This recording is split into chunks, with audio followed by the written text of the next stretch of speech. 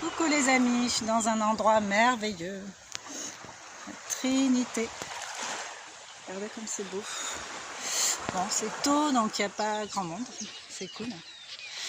Je voulais vous parler de mes activités qui évoluent au fil de mon évolution personnelle, donc de façon assez linéaire, on va dire. Voilà, là je suis en train de... Enfin moi, vous savez que tout ce qui me sert à moi, tout ce que j'ai vérifié, tout ce que j'ai testé, les expériences, les compréhensions, voilà, la vie en somme. J'aime bien le restituer en termes d'outils, parce que du coup, je trouve ça super riche, quoi. C'est un vrai vivier d'expérience tout ça, et je trouve bien de pouvoir en tirer des leçons déjà, et de pouvoir voir quels outils on a mis en place pour pouvoir faire face à certaines situations ou dépasser certaines situations. Donc il se trouve que moi en ce moment j'ai pas mal travaillé sur les mémoires transgénérationnelles, donc les mémoires familiales, les mémoires un peu invalidantes, les héritages subtils, les sacs à dos invisibles qu'on a et qui font partie du karma familial. Donc j'ai beaucoup travaillé là-dessus, donc ça demande déjà pas de précipitation, de faire en conscience pour voir les choses telles qu'elles sont. Et puis se pardonner sincèrement, pardonner aux autres sincèrement. Voilà, le faire avec beaucoup de bienveillance pour tout le monde. Donc voilà, moi j'ai travaillé, donc je vous avais déjà évoqué le livre de Odile Bracker, je crois, sur l'arbre généalogique, enfin proposer un exercice par rapport à ça, une méthode que j'ai faite. Je l'ai faite, mais je l'ai étendue pas forcément qu'à ma famille de sang, mais je pense à tous les liens d'âme, à toutes les relations karmiques qu'il y avait à épurer, à regarder en face. Donc voilà, depuis je me sens plus légère avec tout ça, enfin sans tout ça même. Et j'ai même pu le proposer à des amis, puisque dans l'idéal, moi évidemment, comme je le fais pour moi, et puis ce sont mes outils, j'ai peut-être pas toujours assez de recul, donc j'aime bien faire tester par d'autres personnes. Et là, en l'occurrence, par des amis qui aussi avaient besoin d'évoluer, de laisser certaines choses. Mais je pense que c'est dans l'air du temps de guérir tout ce qui est transgénérationnel.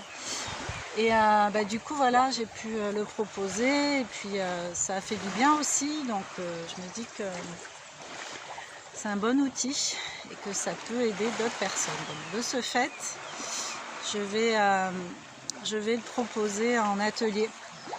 Je vais proposer des ateliers guérison des blessures, donc en sachant qu'on n'en a pas que 5, mais on va commencer par le début. Travailler sur les blessures les plus connues. Et puis ensuite, on verra pour ce qui ressort encore. Et moi, par rapport à mon expérience de vie, j'ai une blessure que j'ai identifiée et sur laquelle il était vraiment nécessaire en tant que femme que je puisse travailler. J'ai compris que ça n'appartenait pas qu'à moi, que c'était vraiment dans la lignée féminine. Donc voilà. Alors ce qu'il y a de bien avec ce travail-là, c'est que quand on libère pour ça, on libère pour sa descendance, mais aussi pour nos anciens, nos aînés,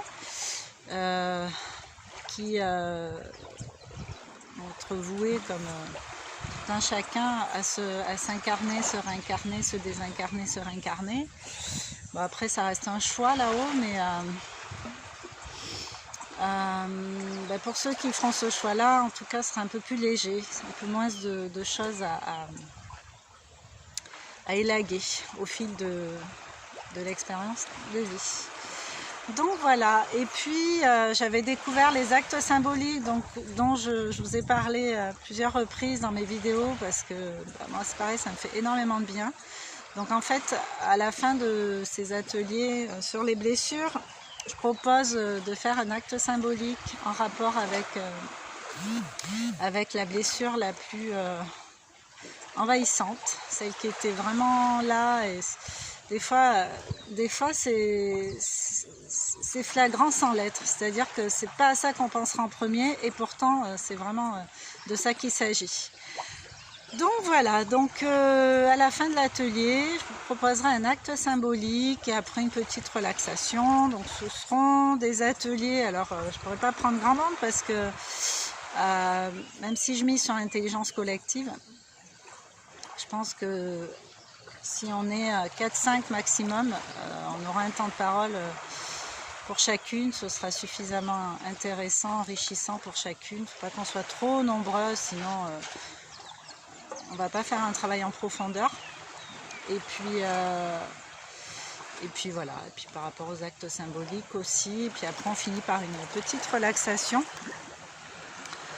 pour s'apaiser, pour apaiser le corps, l'esprit avec tout ça.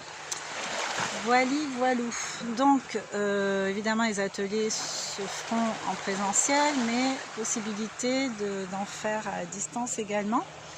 Je vais commencer déjà en présentiel, et après je proposerai à distance. Et voilà, en plus des ateliers sur la spiritualité, éveillez vos capacités, repérez-les, éveillez-les si le cœur vous en dit, si c'est votre mission d'âme aussi. On parle de tout ça, de tout l'aspect subtil de nos expériences aussi, respectives. Ça permet de faire du lien d'intelligence collective. Et voilà, et puis je continue les jeux de développement personnel. J'aime bien le fait d'avoir plusieurs outils, comme ça je peux combiner en fonction des personnes que j'ai en face, dans l'instant T, la séance en fait. J'aime bien m'inspirer du moment présent, pas forcément tout préparer à la lettre, à l'avance. Voilà, on reste dans l'humain, donc on s'adapte. Bon ben voilà, c'était petite actualité présente, et je reviendrai bientôt avec d'autres vidéos, certainement sur les actes symboliques en pratique, parce que vous pouvez aussi en faire tout seul, hein, mais il faut juste avoir le process et connaître la puissance de l'acte symbolique, sa raison, sa vocation, et voilà. Bon, ben, je vous souhaite une belle journée. J'ai un petit bateau à moteur qui arrive, là ça fait un peu de bruit, mais c'est très agréable.